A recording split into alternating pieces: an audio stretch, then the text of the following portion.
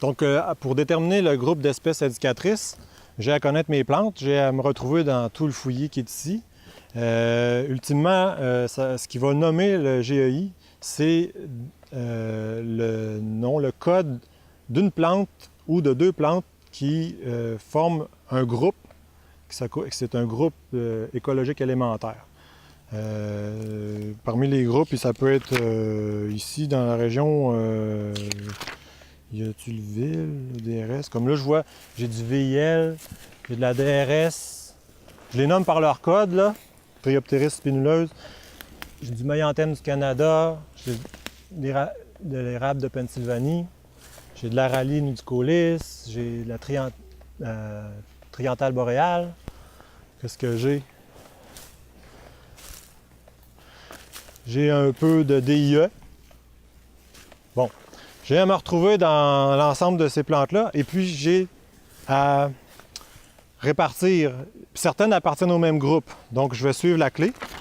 Puis, je vais pouvoir cheminer en répondant à une clé dichotomique. Oui, non, j'ai tant de pourcentage de tel autre. Il faut prendre le temps. Parce que on a à se faire une image mentale de la projection au sol des feuilles de toutes ces plantes. Puis les seuils sont souvent 5 15 10 puis 5 de rayon de 11 mètres 28, c'est plus grand qu'on pense. 5 ça veut dire une placette de rayon de 11 mètres 28, c'est 400 mètres carrés. 5 20 mètres carrés, c'est 4 par 5 mètres qui est 5 Donc, est-ce que j'ai le groupe qui va de la le Maianthème du Canada avec d'autres espèces, justement, peut-être qu'ils vont couvrir au moins ça, 5 Là, ici, j'avais remarqué qu'il y avait de l'érable de Pennsylvanie qui est déterminante, mais plutôt anecdotique par rapport à l'ensemble de ce que je vois. Il y a aussi de l'érable à épis. Bref, je vais avoir avantage à marcher, pas ma station, mais ça se fait dans le rayon de 11 mètres 28, mais en respectant la station. Si dans mon 11 mètres 28, j'ai des plantes qui appartiennent à une autre station, je ne les considérerai pas dans l'ensemble de mon exercice. Ici, dans la clé, moi, je me retrouve à... Finalement, il y a une grande partie des plantes que j'avais se regroupent dans une même question. Savoir si j'ai DRS plus MAC plus ARN plus CLB plus CON plus OXM plus LON plus LGRECO plus grand ou égal à 5 Fait que ça n'en prend pas. J'ai ce fouillis-là en abondance. Puis auparavant, ça se répartissait autrement. Donc, j'aboutis à une appellation qui comprend DRS. Puis bon, ultimement, si dans les questionnements, j'avais pas de plantes en quantité suffisante par rapport au seuil, je vais utiliser un code initial X01, puis déterminer le groupe écologique élémentaire le plus représentatif.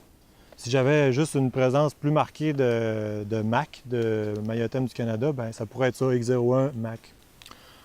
Ensuite, je dois appliquer la clé d'identification des végétations potentielles. Là, ici, je suis dans l'érablière à tilleul de l'Est.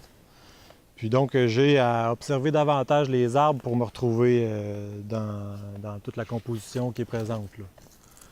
Fait que je vais observer en dénombrant les arbres, j'ai une bonne idée de la composition en présence.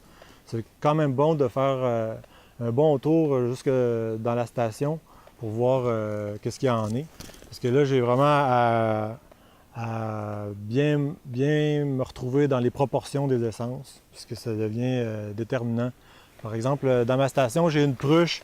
La quantité de pruche, ultimement, va être déterminante pour basculer vers prucheret. Ça n'en prend pas tant que ça dans certaines clés pour se retrouver dans la végétation potentielle qui serait devenir une prucheret.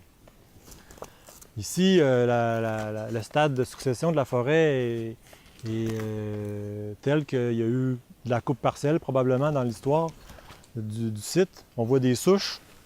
Donc, j'ai un peuplement qui est en train de se restructurer. Il n'est pas au stade climatique, il n'est pas à sa végétation potentielle ultime où il va avoir un état plus stabilisé.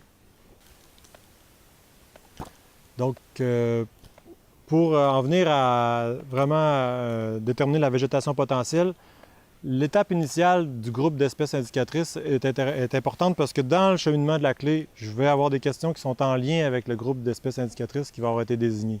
Pas seulement la composition, ça va être aussi déterminant parce qu'il y a un enjeu de richesse de sites, relative de fertilité, etc. Fait que, ça comprend donc la composition arborescente et aussi les espèces en sous-couvert.